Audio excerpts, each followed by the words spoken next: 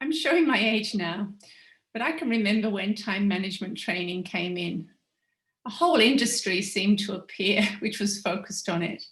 We had workshops and all sorts of resources that were meant to help us be more productive. I can still remember my very organised manager proudly giving me a diary where everything seemed to be reduced to lists and times. My colleagues who were also organised really loved it, but I just scribbled notes all over it. There's too much structure, just didn't seem to work for me at all. It seems now that that focus has firmly moved from time management to energy management. How do we actually keep energized during the working day, the working week, the working month? Particularly when we're working alone and we have to be far more self-motivated. On a webinar with the UK recently, a police officer related how he had decision-making fatigue.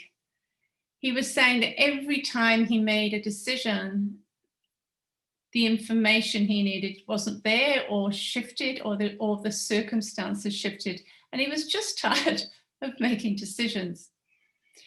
A manager related to me that moving to virtual meant fatigue because of no clear working hours and almost 24/7 accessibility. And of course, then we have the teams complaining of Zoom fatigue from far too much time on a screen during the day talking to people. It can also be an issue when there's inequity in energy. I've been working with some leaders recently who simply can't understand why others aren't quite as energized as they are. So that inequity in energy levels can also actually cause issues. So all in all, there's no doubt energy management is now a core job competency.